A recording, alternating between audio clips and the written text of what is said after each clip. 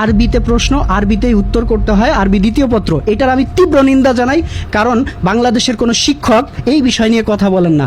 অথচ ছাত্ররা কি করে জানেন, এই আরবি প্রথম পত্র ধরেন পরীক্ষা হয়েছে, আরবি দ্বিতীয় পত্র যেদিনকে পরীক্ষা দেবে সেদিনকে আরবি প্রথম পত্র প্রশ্ন নিয়ে যাচ্ছে, ওই প্রশ্নই বানাই বুনে মানে যা তা লিখে থুয়ে আসতেছে, ওটাতেই নাম্বার পাচ্ছে, ওটাতেই পাশ করতেছে। তখন ওই ছাত্রের ভিতরে কনফিডেন্স কি জানেন, আরে আমি তো এভাবেই লিখে পাশ করছি, এভাবেই পাশ করব। তার মানে সে কিন্তু সত্যিকার অর্থে জ্ঞান অর্জন করে নাই। তাহলে এমন পড়ালেখার কি দরকার? আপনি এমন সিস্টেমের পড়ালেখা চালু করেন যেই সিস্টেমে সত্যিকার অর্থে জ্ঞান অর্জন হবে, পাশাপাশি পড়ালেখার চাপটা কম থাকবে, একজন শিক্ষার্থী আনন্দের সাথে পড়বে।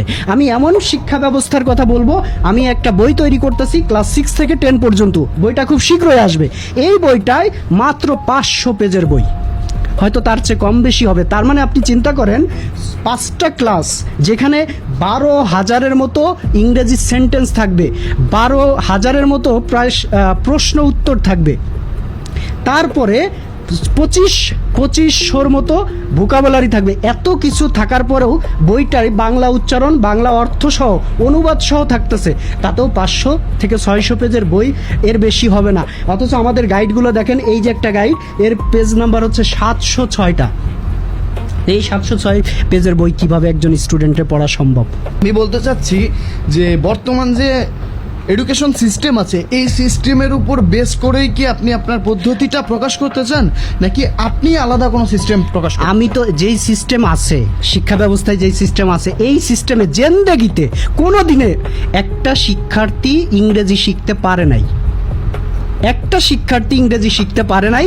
যারা ইংরেজি শিখেছে, আপনি দেখেন অনলাইনে ক্লাস করা, বিভিন্ন স্যার তার শর্টকাট টেকনিক বের করা, মানে এমন কোনো পদ্ধতি বের করছে যার মাধ্যমে ইংরেজি শিক্ষাটা। আজব বিষয় দেখছেন স্যার, এই যে SSC, HSC, honours, masters complete করার পরও স্যার, এতগুলো ইংরেজি বই শেষ করার পরও আবার ইংরেজি শেখার জন্য বা বাহিরে যাওয়ার জন্য ইংরেজি শেখার জন্য ওই স্টুডেন্টকে আলাদা একটা কোচিং সেন্টারে ইংরেজি কোর্স করতে হয়।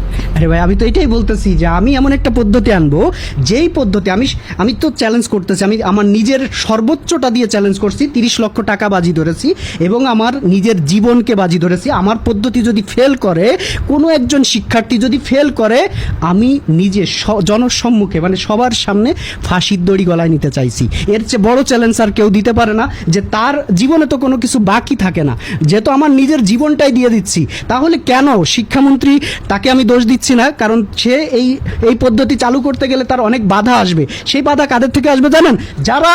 যারা এই দেশের প্রাইভেট কোচিং এর সাথে জড়িত। আমার একটা বই, মাই ইংলিশ টিচার বই, আমি এই বইটা কিছুদিন 25 সালে বের করছি। এই বইটা নিয়ে একজন টিচারের কাছে গেছে, টিচার বলে এত সহজ করে বই লিখলে আমরা টিচার কি জন্য?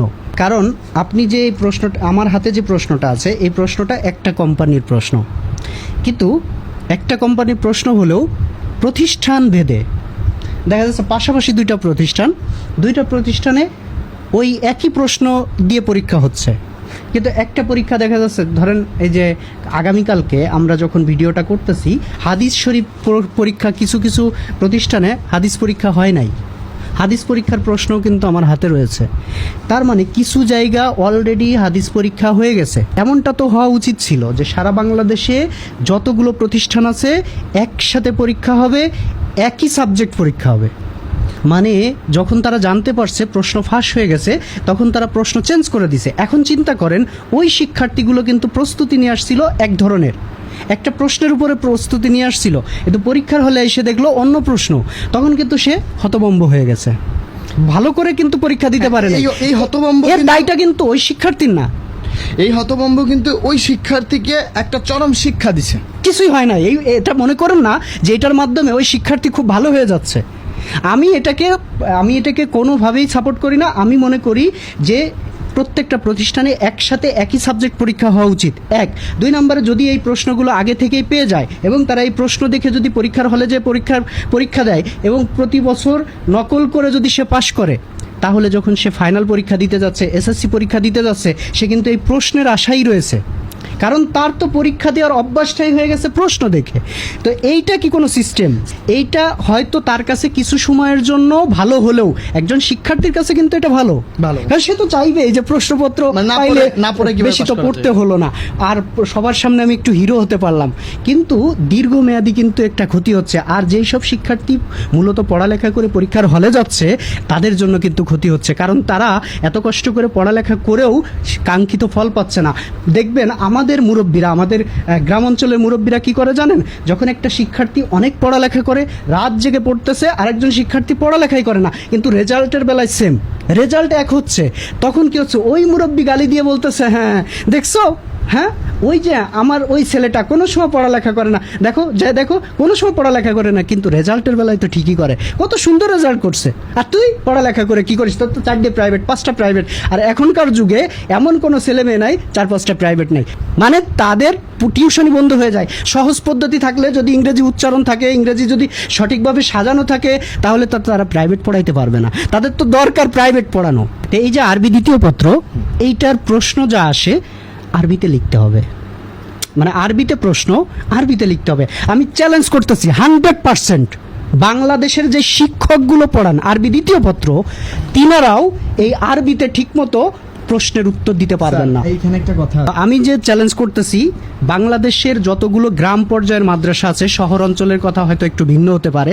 গ্রামে যতগুলো মাদ্রাসা আছে বেশিরভাগ 100 মাদ্রাসার ভিতরে আপনি প্রায় 99.99%, মানে হয়তো দুই একটা ব্যতিক্রম থাকতে পারে, যারা কওমিতে পড়ালেখা করছে, মানে জামাতখানায় পড়ালেখা করে আলিয়া মাদ্রাসায় ভর্তি হয়েছে, তাদের জন্য আরবিটা কিছুটা সহজ। কিন্তু যারা 1 থেকে আলিয়া মাদ্রাসায় রেগুলার পড়তেছে, মানে 1-এর থেকে ক্লাস 1 থেকে, তারা খুদার কসম বলতেছি আরবি তারা দেখে প্রশ্নটা ঠিকমতো পড়তে পারে না, প্রশ্নেতে জবরজের পেশ থাকে না, তারপরে গাইডগুলো এইগুলো এমনভাবে সাজানো থাকে যে এর থেকে কোনো মানে একটা স্টুডেন্ট যে পড়ে এটার উত্তর করবে সেই ধরনের শিক্ষা ব্যবস্থা কিন্তু না।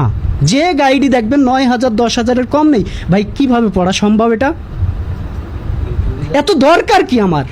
আমি যতটুকু জ্ঞান অর্জন করা দরকার ততটুকু হলেই তো হয়। আপনারা তো চান না একজন শিক্ষার্থী আনন্দ করে পড়ালেখা করুক, আপনারা চান আপনাদের গাইড থেকে টাকা আসবে। আপনি চিন্তা করছেন এই গাইডের টাকা কে দেয়? এই গাইড কেনার টাকা কে দেয়? জনগণের কাছ থেকে নেন, শিক্ষার্থীর বাপমার কাছ থেকে নেন। এখানে একটা গাইডে যদি আপনি 100 টাকাও লাভ করেন, হয়তো হাজার হাজার লাখ লাখ টাকা আপনার উঠে আসতেছে, কিন্তু একজন শিক্ষার্থী সে কিন্তু আপনার কাছে বাধ্য। গোলামের কোনো কথা বলার অধিকার থাকে না। গোলাম যখন কথা বলবে তখন মনিব কি করবে? তাকে শাস্তি দিবে যে আমরা হচ্ছে গোলাম, আমাদের মনিবরা যেটা ঠিক করে দিবেন আমাদেরকে সেটাই মানতে হবে, আমাদেরকে সেই অনুযায়ী চলতে হবে। এই যে শিক্ষা ব্যবস্থা এক সবচেয়ে ফালতু শিক্ষা ব্যবস্থা। আমি চ্যালেঞ্জ করতেছি, কারো বাংলার বুকে যদি কারো সাহস থাকে এই চ্যালেঞ্জ গ্রহণ করুক, এবং আমি প্রমাণ করে দিব। আমি তাদের হাতে বই তুলে দিব। আমার হাতে আমার যদি কোটি কোটি টাকা থাকতো, আমার যদি সামর্থ্য থাকতো, আমি বাংলার প্রত্যেকটা মানুষের কাছে এই বই পৌঁছে দিতাম। বই পৌঁছে দিয়ে বলতাম, জিজ্ঞাসা করতাম, দেখেন এই পদ্ধতিটাই সহজ নাকি আপনার যে প্রচলিত 1200-1300 পেজের গাইড আছে সেটাই সহজ?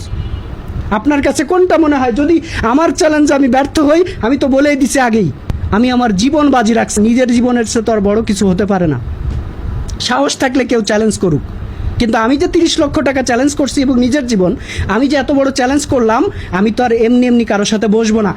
কাউকে তো আর আমার পদ্ধতিটা আমি এমনি এমনি শেয়ার করবো না। সেও আমার সাথে এরকম একটা চ্যালেঞ্জে আসুক, সেও টাকা নিয়ে বসুক বা তার জীবন নিয়ে বসুক, আমি তাকে প্রমাণ করে দিচ্ছি আমার পদ্ধতিটা একটা শিক্ষার্থী জীবনে কোনোদিন ফেল করবে না। ফেল তো করবেই না। আমি যদি শিক্ষা ব্যবস্থার কেউ হতাম, আমার যদি হাতে ক্ষমতা থাকতো, তাহলে আমি প্রথম যে পদ্ধতি চালু করতাম, অটো গাইড বন্ধ হয়ে যেত। দ্বিতীয় পদ্ধতি হচ্ছে কোনো শিক্ষার্থী কোনোদিন প্রাইভেট পড়তে যেত না। তৃতীয় যেটা চালু করতাম, যে এই শিক্ষার্থীদেরকে আমি এমন একটা সার্টিফিকেট দিতাম, যে এই সার্টিফিকেট বলে দিত এই শিক্ষার্থী তার ছাত্র জীবনটা কেমন কাটিয়েছে। যে আপনি বলতেছেন না বেকারত্বই থাকবে না। আমি কখনো শাস্তি পছন্দ করি না। আমি সিস্টেম চালু করে তারপরে তাকে আমি পর্যায়ক্রমে নিয়ে আসবো। সে কোনোদিন শাস্তির আওতায় আসবে না, অটোমেটিক সে সব কিছু ম্যানেজ করে নিবে। মানে একজন স্টুডেন্টকে আপনার ডেকে আনতে হবে না ক্লাসে আসার জন্য, একজন টিচারকে ডাকতে হবে না ক্লাসে এসে, স্কুলে এসে ক্লাস নেওয়ার জন্য, অটোমেটিক স্যার আসবে। এমন একটা পদ্ধতি। আপনি হয়তো আপনার মাথায় যে জিনিসটা নাই, আপনি মনে করেন না যে আরেকজন সেটা জানে না। জুতা আবিষ্কার কবিতা নিশ্চয়ই যদি আপনি জেনে থাকেন বা পড়ে থাকেন, তাহলে আমি বলবো জুতা আবিষ্কার কবিতাটা পড়েন। একজন মুচি, সে রাজ্যের বিশাল বড় সমস্যা সমাধান করেছিল জাস্ট জুতা আবিষ্কারের মাধ্যমে, অথচ ওই রাজ্যের মন্ত্রীরা হাজার হাজার কোটি কোটি টাকা খরচ করিয়েছিল, মানুষকে ভোগান্তিতে ফেলেছিল শুধুমাত্র তাদের বুদ্ধি না থাকার কারণে। তো এই দেশের অনেক মানুষ আছে যাদের এই ধরনের চিন্তা আছে, অথচ এই দেশের সেই চিন্তাটাকে কখনো তারা মূল্যায়ন করে না।